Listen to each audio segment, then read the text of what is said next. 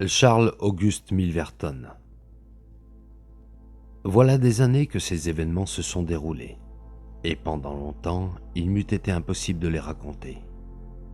Aujourd'hui, l'héroïne n'a plus de compte à rendre à la justice humaine, et je puis, sans inconvénient pour qui que ce soit, les publier, en modifiant bien entendu le nom des personnes et la date exacte des faits, afin de conserver l'incognito des acteurs.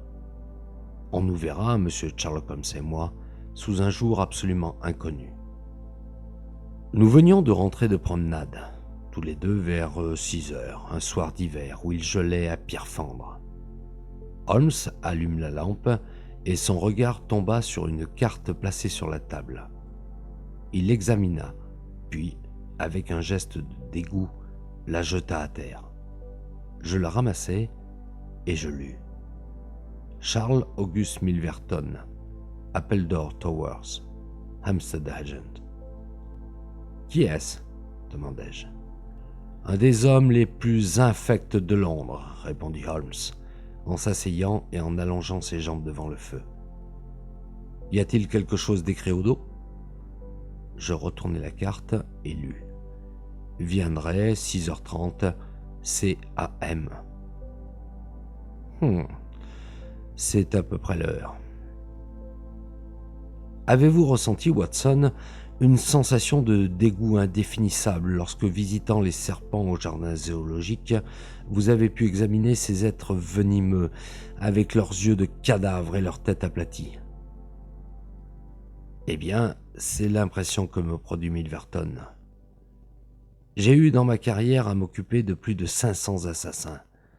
Aucun d'eux ne m'a fait éprouver le sentiment de dégoût que je ressens pour cet homme.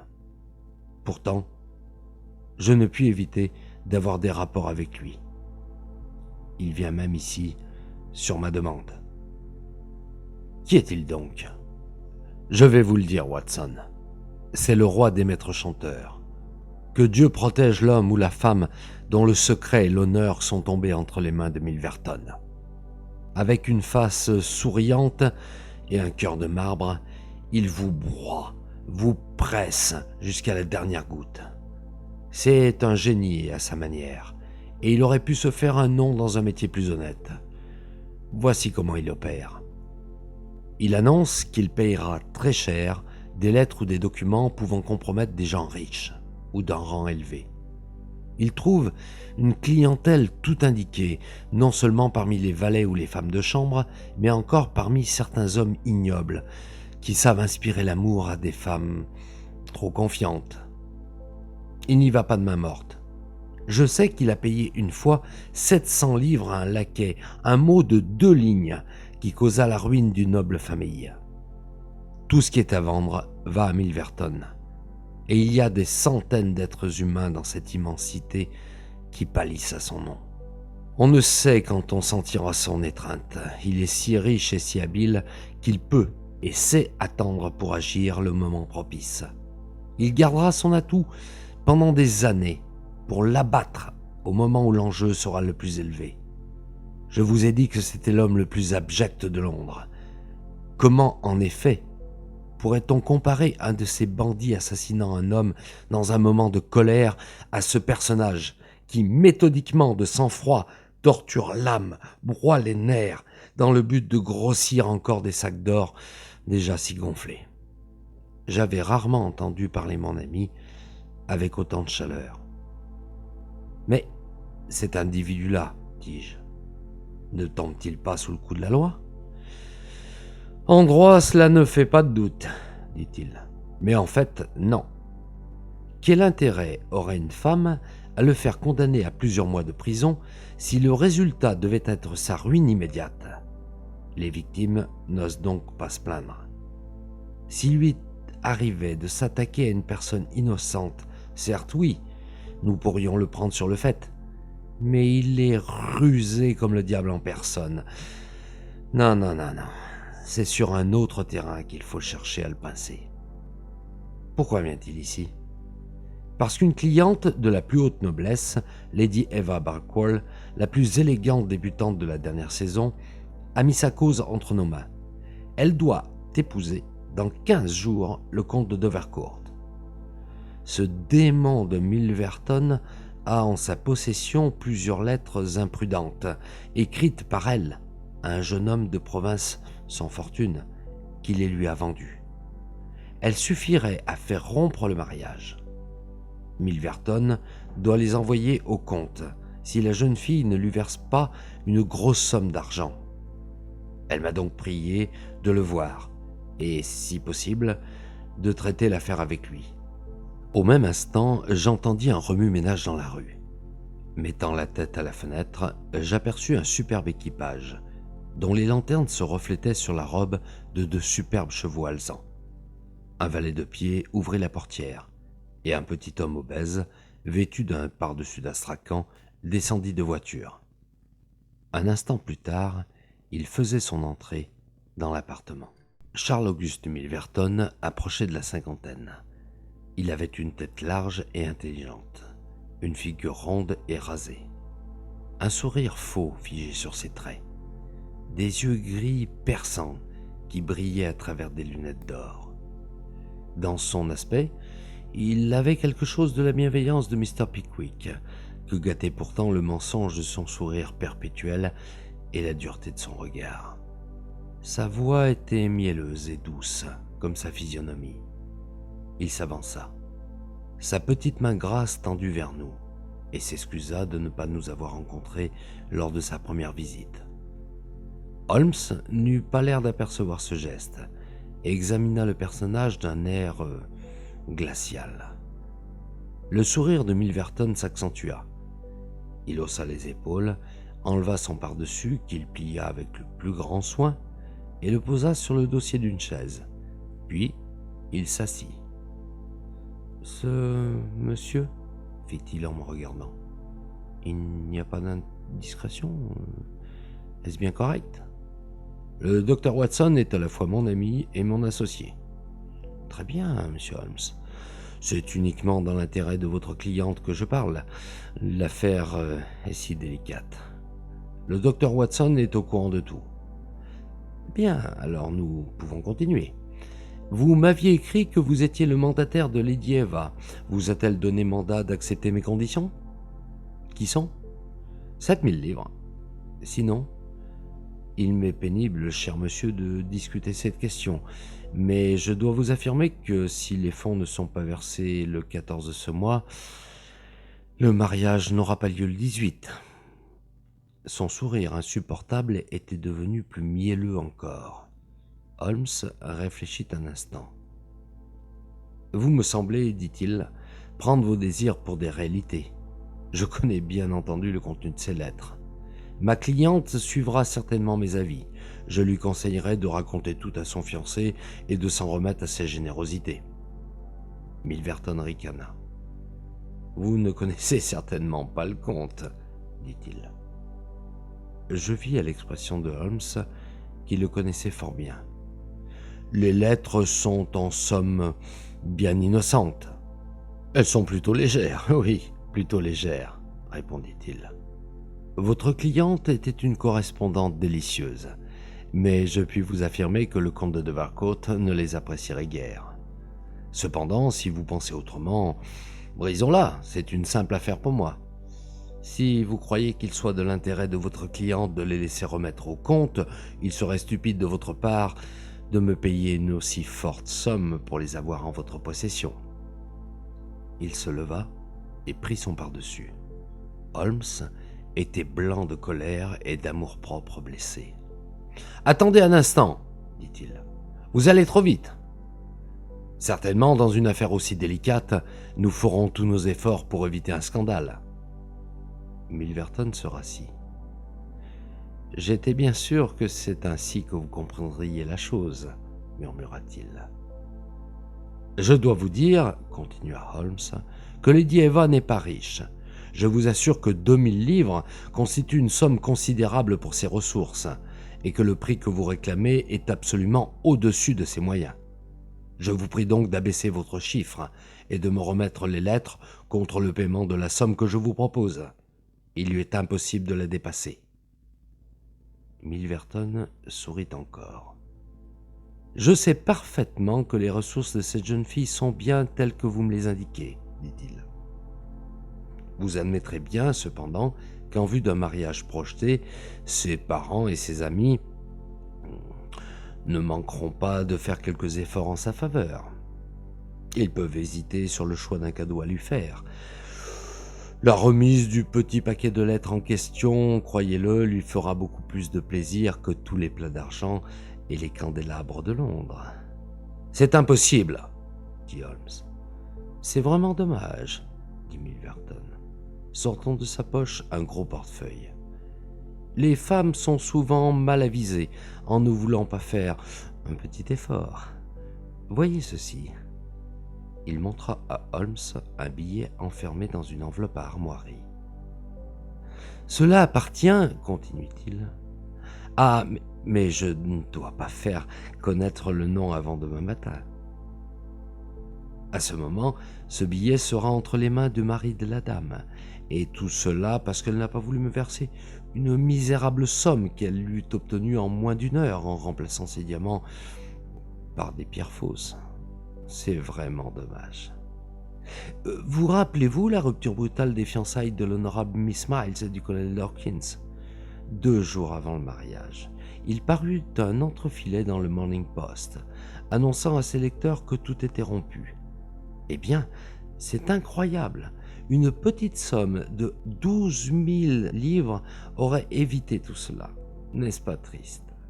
Et c'est vous, un homme de bon sens, qui faites des difficultés sur le prix à payer quand l'avenir et l'honneur de votre cliente sont en jeu. Vous m'étonnez, monsieur Holmes. Je vous ai dit la vérité, répondit Holmes. Elle n'a pu se procurer la somme entière. Il vaudrait certainement mieux pour vous accepter la somme importante que je vous offre, plutôt que de ruiner l'existence de cette jeune fille sans aucun profit. En cela, vous vous trompez, monsieur Holmes. Un scandale me profite toujours, bien qu'indirectement. J'ai en ce moment 8 ou 10 affaires de ce genre sur la planche. Si les intéressés viennent à apprendre que j'ai fait un exemple en ce qui concerne Lady Eva, je les trouverai bien plus faciles à raisonner. Vous voyez à quel point de vue je me place. Holmes bondit sur sa chaise. « Mettez-vous derrière lui, Watson, et ne laissez pas sortir. Maintenant, montrez-moi le contenu de votre portefeuille. » Milverton s'était glissé aussi vite qu'un rat et se tenait adossé au mur. « Monsieur Holmes, dit-il, en ouvrant son veston et en nous montrant dans la poche intérieure la crosse d'un revolver. Je m'attendais bien à vous voir faire un acte original. On me l'a déjà souvent faite, celle-là, sans succès d'ailleurs. Je suis armé jusqu'aux dents et tout prêt à me servir de mes armes, car j'ai la loi pour moi. Et puis vous vous trompez grossièrement si vous croyez que j'ai les lettres dans ma poche. C'eût été trop bête. Allons, messieurs. J'ai encore quelques rendez-vous ce soir et la course est longue pour retourner à Hampstead. » Il s'avança, reprit son pardessus tout en conservant une main sur la crosse de son revolver et se dirigea vers la porte. Je saisis une chaise, mais Holmes secoua la tête et je la reposai. Après nous avoir adressé un dernier sourire et un profond salut, il disparut. Quelques instants après, nous entendions la portière de sa voiture se refermer et l'équipage partir au trot. Holmes s'assit, écœuré, près du feu, les mains dans ses poches, la tête penchée, le regard fixé sur la flamme. Pendant une demi-heure, il resta sans bouger et sans dire une parole. Enfin, avec le geste d'un homme qui vient de prendre une décision, il se leva brusquement et passa dans sa chambre. Bientôt après, un jeune ouvrier avec une barbiche en sortit et avant de descendre dans la rue, alluma sa pipe en terre à notre lampe. « Je reviendrai tôt ou tard, Watson, dit-il. » Et il disparut dans la nuit. Je compris qu'il avait commencé sa campagne contre Charles Auguste Milverton, mais sans soupçonner l'étrange tournure que les choses allaient prendre. Pendant plusieurs jours, je vis Holmes à toute heure du jour et de la nuit aller et venir dans ce costume, mais sauf qu'il m'affirmait ne pas perdre son temps à Hampstead, j'ignorais tout de ce qu'il complotait. Enfin, un soir de tempête, il revint de sa dernière expédition, se débarrassa de son déguisement, se tint devant le feu et partit d'un rire joyeux. « Vous ne soupçonniez pas que j'allais me marier, Watson, dit-il. « Oh, cela non. Eh bien, je suis heureux de vous annoncer que je suis fiancé. Mon cher ami, je vous félicite à la femme de chambre de Milverton. Grand Dieu, Holmes! J'avais besoin de renseignements, Watson. Vous êtes allé bien loin. Il fallait faire le saut. Je suis pour elle un plombier dont le commerce marche bien, et je m'appelle Escott. Je suis sorti tous les soirs avec elle, et j'ai pu lui parler. Ciel, quelle conversation! Je suis pourtant arrivé à savoir ce que je voulais, et je connais la maison tout entière sur le bout du doigt. Mais cette fille, Holmes... » Il haussa les épaules. « Que voulez-vous, mon cher Watson? Il faut jouer tous ses atouts pour gagner une pareille partie. Mais rassurez-vous, j'ai un rival qui ne manquera pas de me remplacer quand je me serai retiré. Quel temps merveilleux ce soir. Vous trouvez? Oui, merveilleux pour mes dessins. J'ai l'intention, Watson, de cambrioler cette nuit la maison de Milverton. » J'en perdis le souffle. Je me sentis glacé par ces paroles prononcées d'un ton qui n'admettait pas la réplique. J'eus comme dans un éclair qui découvre l'horizon, une entière vision de tout ce qui pourrait advenir. Sa découverte, son arrestation, toute une existence d'honneur se terminant dans une catastrophe irréparable. Mon ami à la personne d'un homme comme Milverton. « Pour l'amour de Dieu, Holmes, réfléchissez à ce que vous allez faire, m'écriai-je. »« C'est tout réfléchi, mon cher ami. Je ne m'emballe jamais, et je n'aurais jamais choisi un terrain aussi dangereux si j'avais pu faire autrement. Examinons les choses avec sang-froid et précision. Vous admettrez bien avec moi qu'au point de vue moral, cette action est juste, si elle ne l'est pas en droit strict. Cambrioler la maison de cet individu n'est pas un fait plus grave que de lui arracher de vive force son portefeuille. Et pourtant, vous étiez prêt à m'aider à le faire. » Ceci me força à réfléchir. « Oui, dis-je, cela peut se justifier au point de vue moral si nous n'avons pas pour but que nous emparer de ces lettres dont il veut se servir dans un but illégal. Précisément, puisque vous estimez que la chose n'est pas contraire à la morale, il ne reste à envisager que la question des risques personnels à courir. Un galant homme n'a pas à se préoccuper de cette question lorsque c'est une femme affolée qui vient lui demander son appui. Vous vous mettez dans une position bien fausse. C'est vrai, mais cela fait partie des risques. Je ne vois d'ailleurs pas d'autre moyen possible pour reprendre ces lettres. Cette malheureuse femme n'a pas la somme suffisante, et elle ne peut se confier à aucun de ses parents. Demain est le dernier jour de grâce, et à moins que nous nous emparions cette nuit de la correspondance, le gredin tiendra parole et ruinera les projets de cet infortuné. Il me faut donc abandonner ma cliente à son triste sort, ou jouer ma dernière carte. Entre nous, Watson, c'est un duel entre Milverton et moi. Il a, comme vous le voyez, toutes les chances de son côté, mais mon amour-propre et ma réputation exigent que je gagne la partie. Tout cela ne me plaît pas, mais je crois que c'est nécessaire, répondis-je. Quand partons-nous? Vous ne m'accompagnez pas? Alors vous n'irez pas, répondis-je. Je vous donne ma parole d'honneur, et jamais je n'y ai manqué, que je sauterai dans un cab et me ferai conduire au bureau de police le plus proche pour vous dénoncer, à moins que vous ne me laissiez partager votre aventure. Mais vous ne pouvez m'être d'aucun secours. Qu'en savez-vous? Il est impossible de prévoir ce qui peut arriver. En tout cas, ma résolution est prise. Vous n'êtes pas le seul à avoir souci de votre amour-propre et de votre réputation. » Holmes avait paru soucieux, mais son visage se rasséréna, et il me frappa sur l'épaule. « Allons, qu'il en soit ainsi. Nous avons pendant des années partagé le même appartement. Ce serait étrange s'il nous arrivait de partager aussi la même cellule. Voyez-vous, mon cher Watson, j'ai toujours eu l'idée que j'aurais fait un criminel de premier ordre. Tenez, voyez donc. » Il prit un petit étui, l'ouvrit et me montra un certain nombre d'outils brillants. « Voici une trousse de cambrioleur dernier modèle. avec une pince Monseigneur nickelée, un diamant, des fausses clés et tous les outils que réclame une civilisation avancée. Voici ma lanterne sourde. Allons, tout est en ordre. Avez-vous des souliers qui ne fassent pas de bruit? J'ai des souliers de tennis à semelles de caoutchouc. C'est parfait. Et un masque. Je puis en faire 2 avec de la soie noire. Je vois que vous avez des dispositions pour ce genre de travail. Eh bien, vous ferez les masques. Il faut manger aussi un peu avant de partir. Il est maintenant 9h30. À 11h, nous prendrons un cab jusqu'à Church Row, d'où il y a un quart d'heure de marche jusqu'à Appledore Towers. Nous serons au travail avant minuit. Milverton a le sommeil très dur et se couche toujours à 10h30. Avec un peu de chance, nous pouvons être de retour ici à 2h, avec les lettres de Lady Eva dans ma poche. Holmes et moi partons alors en habit de soirée, de manière à pouvoir passer pour des personnes sortant du théâtre. À Oxford Street, nous prenons un cab et nous nous faisons conduire jusqu'à Hampstead.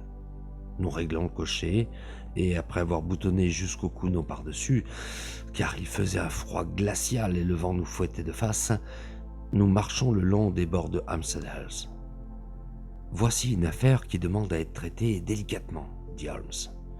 Ces documents se trouvent dans le coffre-fort placé dans le bureau qui précède sa chambre à coucher. Comme tous les hommes petits et obèses qui ne se refusent rien, Milverton a le sommeil très lourd. Agathe, c'est ma fiancée, dit que dans le monde des domestiques, c'est une joie de savoir qu'on ne peut réveiller le maître. Il a un secrétaire, son âme damnée, qui ne quitte jamais son cabinet pendant la journée. C'est pourquoi il nous faut y aller la nuit. Il a également un énorme chien qu'il laisse errer en liberté dans le jardin. J'ai eu des rendez-vous avec Agathe ces 2 dernières nuits, et elle a mis l'animal sous clé afin de me donner le champ libre.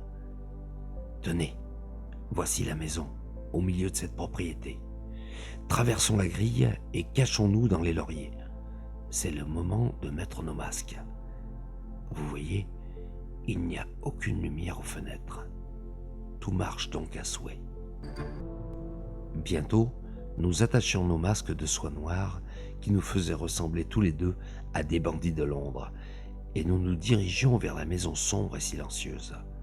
Une véranda, percée de 2 fenêtres et de 2 portes, s'étendait sur l'un des côtés. « Voici sa chambre à coucher », murmura Holmes. « Cette porte donne accès dans son cabinet. Ce serait par là qu'il faudrait entrer, mais elle est si bien verrouillée que nous ferions trop de bruit en essayant. Venez par ici. Voici une serre qui donne dans le salon. » La porte était fermée. Holmes fit sauter un carreau de vitre et put faire tourner la clé. Un instant après, nous étions devenus des criminels aux yeux de la loi. La température chaude de la serre et le parfum des fleurs exotiques nous prenaient à la gorge. Holmes me saisissait la main dans l'obscurité et me conduisait à travers les arbustes dont les branches nous fouettaient le visage. Il avait, par une longue habitude, accoutumé ses yeux à voir dans les ténèbres. Tout en me tenant la main, il ouvrait une porte et nous pénétrions dans une pièce où mon odorat me faisait percevoir l'odeur d'un cigare. Il tâtonna alors le long des meubles, puis ouvrit une autre porte qu'il ferma derrière nous. Je sentis contre la muraille des vêtements suspendus, et je me rendis compte que nous nous trouvions dans un vestibule. Nous le traversâmes, et Holmes ouvrit sans bruit une autre porte à droite. Quelque chose bondit sur nous. Mon sang ne fit qu'un tour. Je m'aperçus enfin, en souriant, que c'était un chat. Le feu brûlait dans la cheminée, et l'atmosphère était également imprégnée de tabac. Holmes marcha sur la pointe des pieds et m'attendit, puis, très doucement, referma la porte. Nous nous trouvions dans le cabinet de Milverton, séparés de la chambre à coucher par une seule portière. Le feu brillait et éclairait toute la pièce. J'aperçus près de la porte le bouton électrique. C'eût été une imprudence inutile de le tourner, car il faisait suffisamment clair. À côté de la cheminée se trouvait, couverte par un rideau épais, la fenêtre que nous avions aperçue de l'extérieur. De l'autre côté, la porte s'ouvrait sur la véranda. Un bureau, près duquel était placée une chaise tournante en cuir rouge, occupait le centre. En face, une bibliothèque surmontée d'un buste de Minerve. Dans un coin, entre la bibliothèque et le mur, un immense coffre-fort en bronze vert, sur lequel étincelait la flamme de la cheminée. Tel était l'ameublement. Holmes traversa la pièce, regarda le coffre-fort, puis se dirigea vers la porte de la chambre à coucher et introduisit la tête pour écouter. Aucun bruit ne s'y faisait entendre. Je pensais en moi-même qu'il serait prudent de se ménager une retraite par la porte extérieure, et je l'examinai. À mon grand étonnement, elle n'était ni verrouillée, ni fermée à clé. Je pris Holmes par le bras, et il retourna sa face couverte de son masque dans cette direction. Je le vis sursauter. Il était évidemment aussi surpris que moi-même. « Je n'aime pas cela », murmura-t-il à mon oreille. Je ne pus comprendre. En tout cas, nous n'avons pas le temps à perdre. « Puis-je vous être utile ?»« Oui, tenez-vous près de la porte. Si vous entendez venir quelqu'un, poussez le verrou, et nous partirons par où nous sommes venus. Si l'on entre par l'autre porte, nous nous sauverons par celle-ci, si notre affaire est terminée. Dans le cas contraire, nous nous cacherons sous les rideaux de la fenêtre. Comprenez-vous » Je fis un signe affirmatif et je me tins près de la porte. Mon premier sentiment de crainte était disparu, et je sentais un frisson d'intérêt plus puissant que lorsque nous agissions pour l'exécution des lois. Le but élevé qui nous avait guidés, l'idée que nous obéissions à un sentiment chevaleresque dans lequel l'égoïsme n'avait nulle part, le caractère odieux de notre adversaire, tout cela s'ajoutait à l'attrait de cette aventure de dilettante. Loin de me sentir coupable, je me réjouissais et m'exaltais à la pensée du danger que nous courions. Avec un sentiment d'admiration pour Holmes, je le regardais choisissant dans sa trousse les instruments nécessaires avec le sang-froid d'un chirurgien qui va procéder à une opération délicate. Je savais que l'ouverture d'un coffre-fort était un jeu pour lui, et je compris la satisfaction qu'il éprouvait à attaquer ce monstre de fer et d'or, ce dragon qui renfermait dans son sein la réputation et l'honneur de tant de femmes séduisantes. Après avoir relevé les manches de son habit, il posa son pardessus sur une chaise, prit 2 vrilles, une pince Monseigneur et plusieurs fausses clés. Je me tenais non loin de la porte, surveillant les entrées et prêt à toute éventualité, tout en n'ayant pas une idée bien arrêtée de ce que nous ferions si nous étions interrompus. Pendant une demi-heure, Holmes travailla avec une énergie soutenue, posant un outil pour en reprendre un autre et se servant de chacun avec la force et l'adresse d'un mécanicien consommé. Enfin, j'entendis un clic. La grande porte s'ouvrit et j'aperçus un nombre considérable de petits dossiers, ficelés, scellés et portant tous une inscription. Holmes en prit un, mais comme le feu s'éteignait, il était difficile de le lire. Il sortit donc sa petite lanterne sourde, car Milverton devant se trouver dans l'autre pièce, il eût été fort dangereux d'allumer l'électricité. Tout à coup, je le vis s'arrêter, immobile, et écouter attentivement. En un clin d'œil, il avait fermé la porte du coffre-fort, repris son pardessus, remis ses outils dans sa poche et s'était caché derrière un des rideaux de la fenêtre en me faisant signe de l'imiter. Ce fut seulement en le rejoignant que je compris ce qui avait alarmé ses sens plus subtils que les miens. Un bruit se faisait entendre dans la maison. Une porte éloignée s'était fermée avec fracas. J'entends enfin un bruit de pas lourds qui s'approche rapidement. Il traverse la galerie, s'arrête à la porte qui s'ouvre. Un bruit métallique résonne dans l'obscurité. La lumière électrique jaillit, la porte se referme, et nous sentons l'odeur d'un cigare, tandis que les pas vont et viennent à quelques mètres de nous. Enfin, j'entends remuer une chaise. Les pas cessent. Une clé grince dans une serrure et je perçois un froissement de papier. Jusqu'alors, je n'avais pas osé regarder, mais enfin, j'écartai doucement les rideaux et risquai un coup d'œil. Je sentais l'épaule de Holmes contre la mienne, et je comprenais que lui aussi observait. À 2 pas de nous, je distinguais le dos rond de Milverton. Il était évident que nous nous étions trompés sur ses agissements, qu'il n'avait pas mis le pied dans sa chambre à coucher, mais qu'il avait dû passer la soirée dans une salle quelconque de l'autre aile de la maison, dont nous n'avions pas aperçu les fenêtres éclairées. Sa tête grisonnante et chauve était juste dans notre axe. Il était étendu dans sa chaise en cuir rouge, les jambes allongées, et fumait un gros cigare. Il portait un veston d'appartement, couleur lit de vin, avec un col en velours noir, et tenait à la main un papier timbré qu'il lisait avec nonchalance, tout en lançant des bouffées de fumée. Son attitude confortable ne paraissait pas indiquer qu'il dût se décider bientôt à nous laisser le champ libre. Holmes me serra la main pour me rassurer. Il voulait évidemment me faire comprendre qu'il était maître de la situation et que tout allait bien.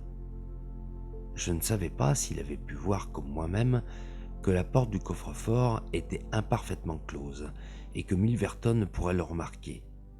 En moi-même, j'étais décidé.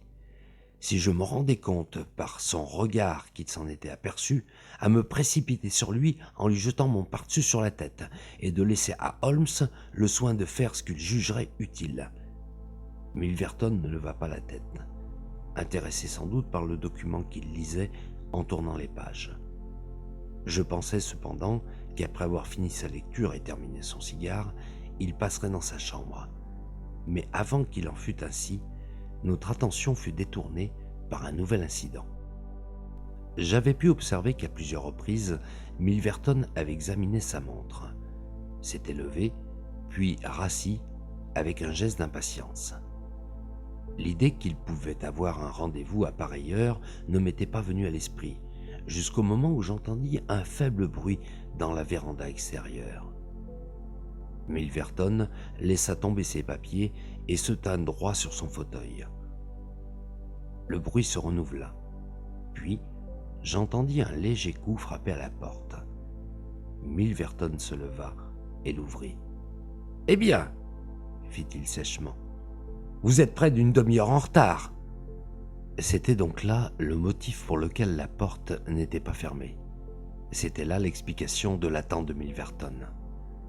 On entendit un froufrou de robe. Je fermai les rideaux, car il avait regardé de notre côté. Quand il eut le dos tourné, je les entr'ouvris à nouveau. Il s'était assis, son cigare insolemment planté dans le coin de sa bouche. Devant lui, éclairée violemment par la lumière électrique, se tenait une femme grande, mince et brune, dont une voilette épaisse couvrait le visage. Un long manteau l'enveloppait tout entière. Sa respiration était haletante, et l'on sentait que son visage devait frissonner sous l'empire d'une vive émotion. « Eh bien, » dit Milverton, « vous m'avez fait perdre une bonne nuit, ma chère. J'espère que vous me revaudrez cela. Vous ne pouviez donc pas venir à un autre moment, hein ?» La jeune femme secoua la tête. « Eh bien, si vous n'avez pas pu, tant pis. Si la comtesse est dure pour vous, vous la tenez maintenant. Mais pourquoi trembler ainsi, ma fille? Remettez-vous. Allons, à nos affaires maintenant. Vous m'aviez écrit que vous aviez 5 lettres compromettant la comtesse d'Albret et que vous désiriez les vendre. Moi, je suis tout disposé à les acheter. Nous sommes donc d'accord, et il ne nous reste qu'à fixer le prix. Je voudrais d'abord les examiner, si elles sont intéressantes. » « Bonté divine, est-ce vous ?» L'inconnu, sans une parole, releva sa voilette et laissa tomber son manteau. J'aperçus une figure sombre, mais belle, un nez aquilin, des sourcils épais qui cachaient des yeux durs et brillants, des lèvres minces, sur lesquelles se dessinait un sourire menaçant. « C'est moi, » dit-elle. « Moi, la femme dont vous avez ruiné la vie. » Milverton se mit à rire. mais on devinait la crainte sous ce rire. « Vous avez été si entêté, dit-il. Pourquoi m'avoir poussé à bout? Je ne ferais pas volontairement du mal à une mouche, mais chaque homme a son métier, n'est-ce pas? Que pouvais-je faire? Mon prix correspondait à vos moyens. Vous n'avez pas voulu payer.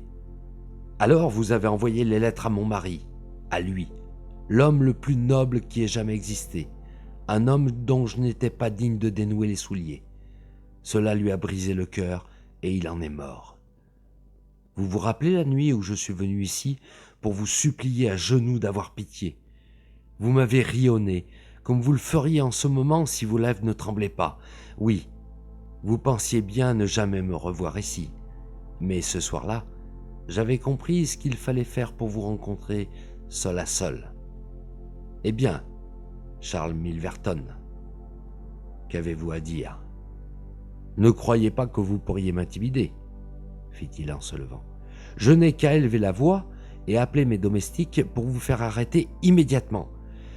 Mais je veux bien faire la part de votre colère légitime.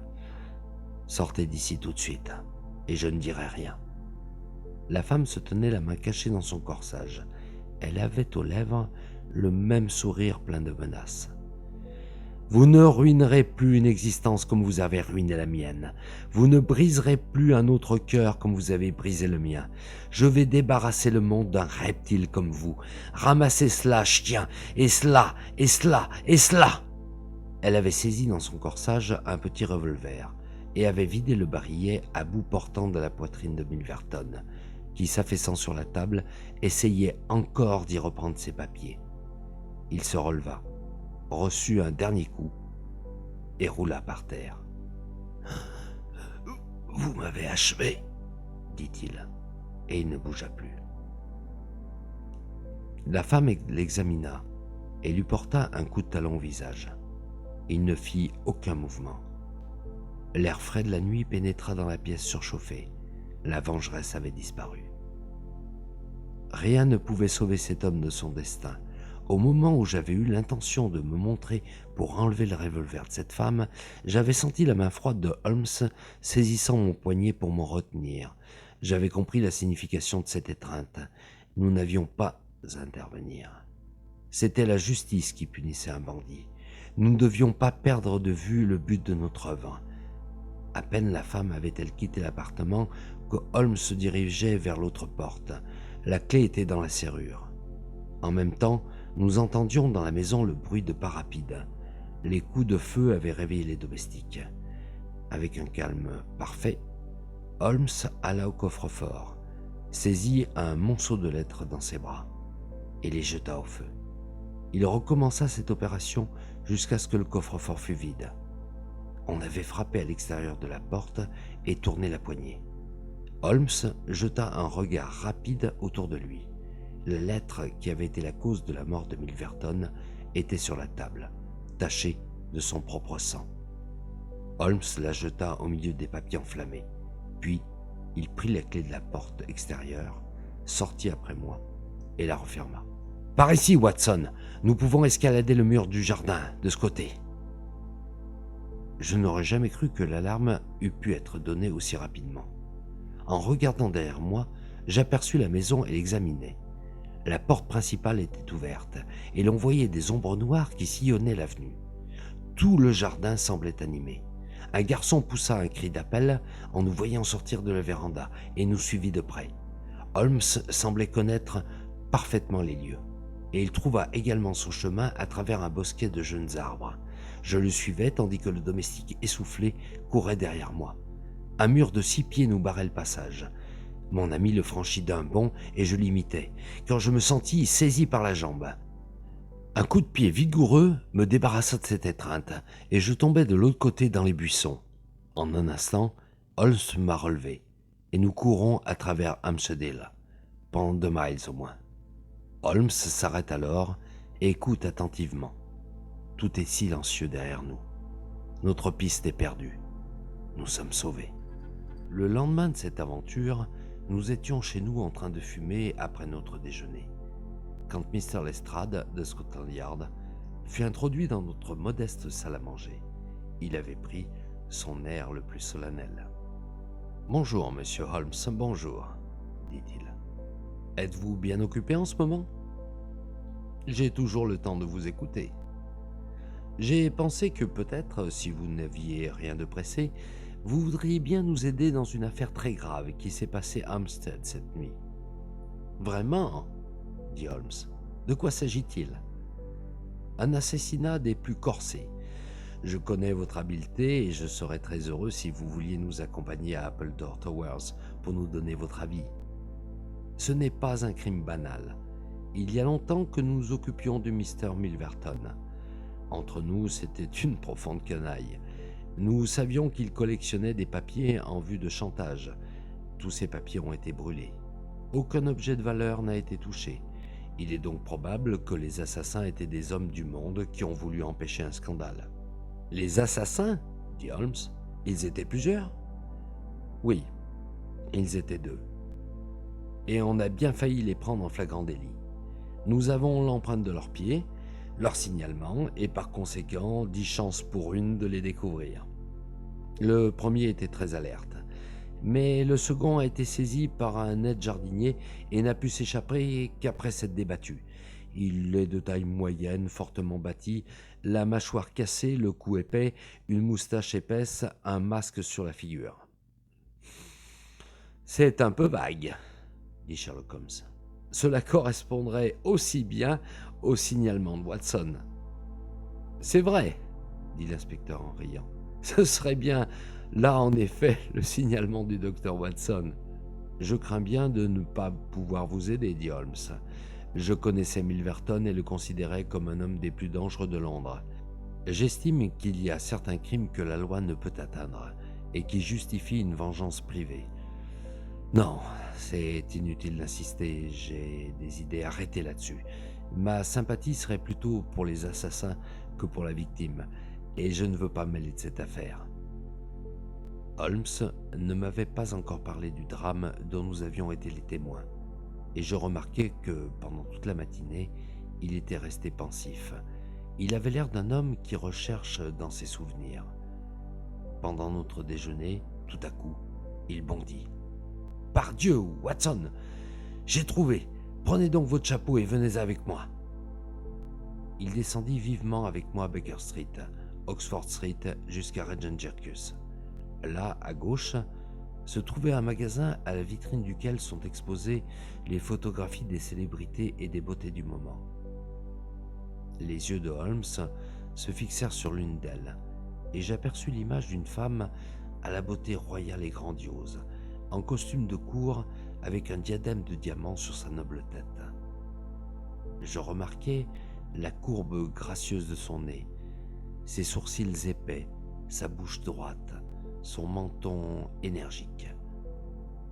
Ma respiration s'arrêta quand je lus le nom de l'homme politique, aussi illustre par sa situation que par sa noblesse, dont elle avait été la femme. Mes yeux rencontrèrent ceux de Holmes, qui posa un doigt sur ses lèvres quand nous nous détournâmes de la vitrine.